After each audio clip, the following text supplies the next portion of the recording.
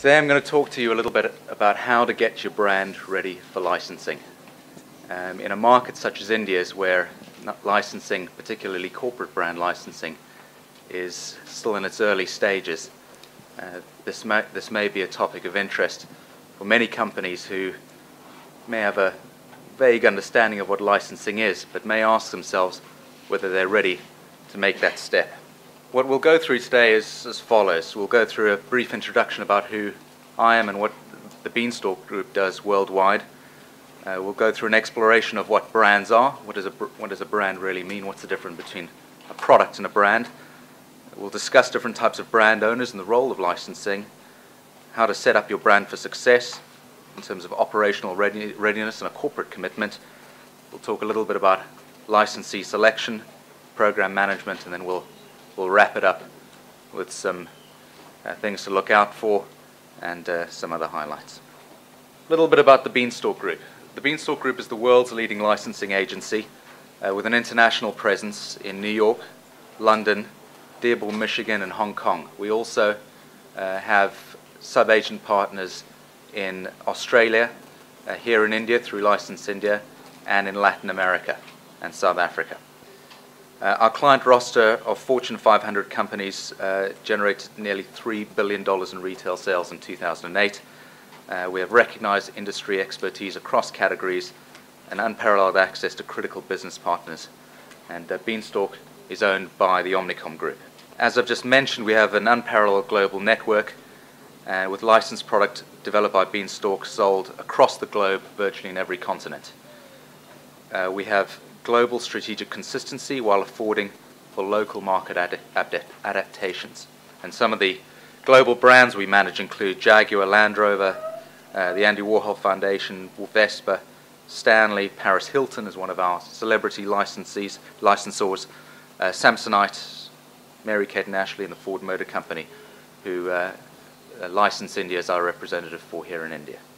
Quick summary of our other clients: AT&T, Stanley, Purina, the US Army, just to name a few. Most recently we signed with HDTV, and we represent a number of brands in Europe alone, such as Harley Davidson, Jack Daniels, Love Hearts, and Dr. Seuss. So a wide range of clients across many categories. So, getting your brand ready for licensing. So the first thing to ask is, what is a brand and what is the difference between a brand and a product? We'll then look at what are the tools in a branding kit in terms of equity, essence, positioning, character, and personality. And then we'll look at whether a brand, or how to evaluate whether a brand is ready for licensing. So in terms of the anatomy of a brand, there are many types of associations consumers may have with a brand. It's not only its product attributes, but then there are intangibles, a geographic area. For example, Ford is associated with being an iconic American brand. The same with Harley Davidson. What are its customer benefits, its price, personality traits, use and application, consumer use. Its logo is very important in associating a brand with consumers.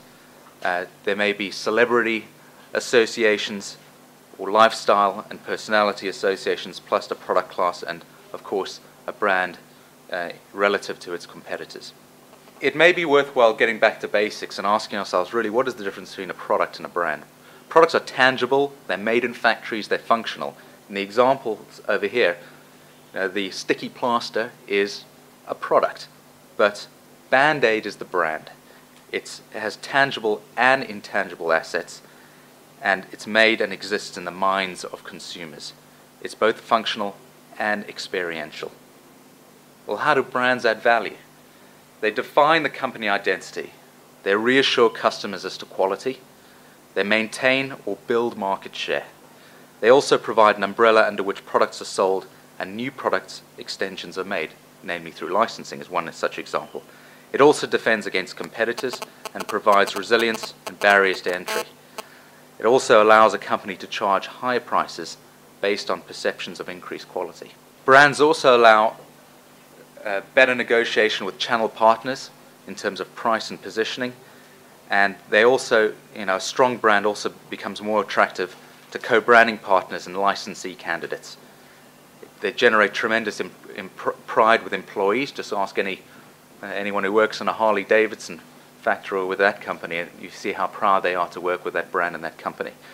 They also simplify purchase decisions for consumers, particularly in a marketplace that is now flooded with new products. They help recruit the best and the brightest through HR, and they enhance the value of a company to the financial world in terms of Wall Street and other stock markets worldwide. They also lower customer churn, creating significant loyalty with a brand. Now, many brand strategists may say that there may be different definitions for what I'm about to go into now, but this is our take on what the tools are in a branding kit. There's the brand equity. This is really, what the oomph is in a brand, for want of a better term. The total accumulated worth of a brand, both in terms of its intangible and tangible assets. There's brand essence, which is the articulation of the unique relationship that users have with that brand. The brand positioning is what the brand stands for in the mind of the consumer, usually relative to the competition. Brand character is the internal characteristics of a brand in terms of its honesty, integrity, and trust. And the brand personality is the outward face of the brand, its tonal characteristics.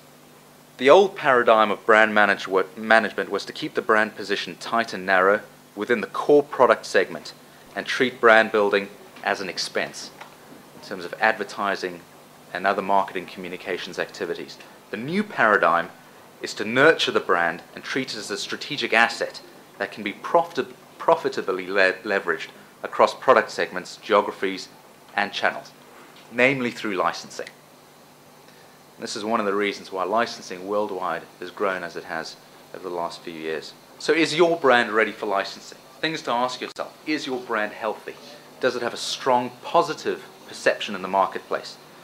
Does it enjoy a high degree of awareness? How many people know about your brand? Is it widely known as well as admired? Does your brand have relevance beyond your core category? Licensing is all about brand extension. So, each brand has a particular characteristic, but it's important that that brand's characteristics can extend into other product categories. Do you have alignment between business and brand strategy? This is internal alignment between where you want your business to go and where you want your brand to go as well. And, I can't emphasize this next point highly enough. Is there senior level commitment to licensing? Licensing does take an awful lot of commitment from a brand owner. And certainly from Beanstalk's perspective, we're lucky that we have clients that are extremely supportive of licensing, and there's support company-wide for their licensing program, and that is a key driver of success. And linked to that, there absolutely have to be adequate resources, both internal and external, if you're using an agent, to get a brand ready for licensing.